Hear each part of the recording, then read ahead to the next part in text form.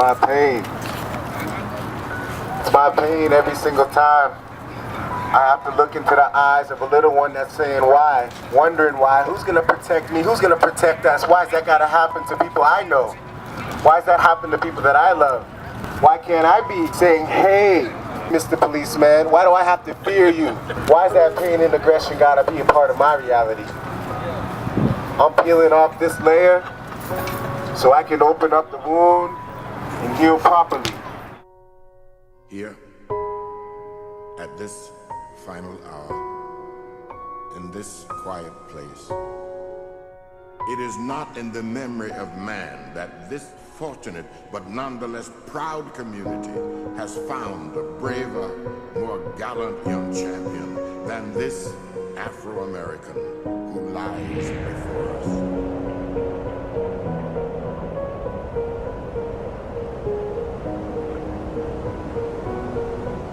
We're at a point where we have to start to activate ourselves within this social movement. The only way we're going to be able to do that is to become grounded in the reality of what we're dealing with.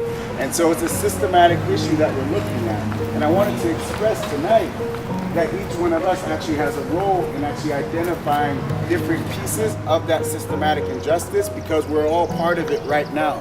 Whether we know it or not, being on this campus and at this institution, being able to have the intellectual privilege to be here, the class privilege, some of us might come from that. How can we utilize our privilege and actually put it into the grassroots movement? Muhiyyidin was the little big brother, and he was definitely a spirit to be reckoned with. It was more than a blessing and opportunity to have him as a brother. And, we are lost right now, but we're gonna find our way. There's a people that haven't been socialized into white supremacy, into accepting it as normal. And that's our generation, and that's the people younger than us. We see a world in which we can actually live together, and we can live with respect and dignity towards one another, with respect and dignity for ourselves, and to be able to move in that kind of way, demanding justice, demanding the treatment the way that we want to be treated, the way we want our children to be treated, which is very important. And now we are awake and we are screaming, no more! No more! No more! No more! No more! My name is Anthony Scott. Very saddened today by hearing what I heard in my ear. It was very inspirational in us receiving the justice that we needed from my brother, Walter Scott. And he was the person that introduced me to faith. And if it wasn't for them two connecting, we would not have received the justice that we received. Yo, pull in tight, y'all. Come on. Pull it tight for a second. Yo, is there a community here? Yo, is there a community here? Pull it in, y'all. Pull it in. Whether you're in Pan-African Garveyism movement, whether you're in the Christian movement or Nation of Islam movement, Black Lives Matter. Black Lives Matter. And no matter what you want to call your God, or how you preach and how you give down and give thanks, but all of us dropped to our knees when my brother Walter Scott was shot in the back 8 times. All of us turned up and looked at the sky and said, my God, my God, my God. Where's my community? Where's my community? When we're coming to North Charleston City Hall, we're saying it's time for a change. We're not just gonna wait on that. We're coming. What a change! What a change! What a change! When you think about Muhiyyidin, you think about music. And if the music, drums. And I know Moye would have wanted us to smile also, as we remember the role that he played. Not only the role, but the mission that he stood for and the message.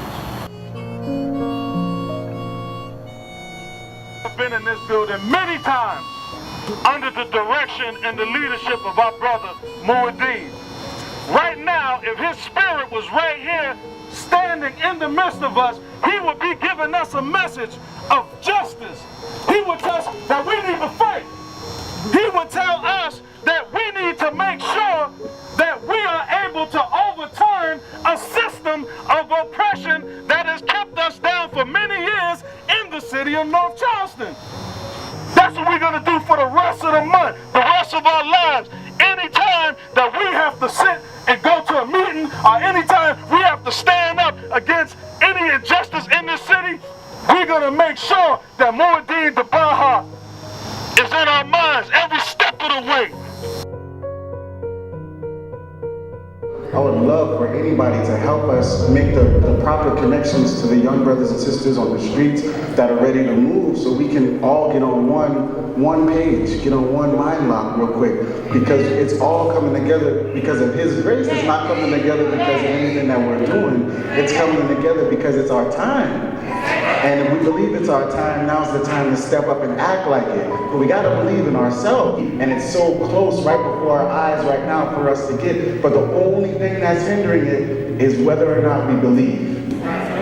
We still believe that this liberation for our people is actually gonna happen. We still believe that in the hands of the youth, in the hands of this Joshua generation, we're gonna deliver Moses' vision. And we're going to say, let my people go, and it's going to happen because the power of God is right behind us, right within us. That word sounding power that's coming out of my heart, out of my mouth in a way that has never expressed itself before.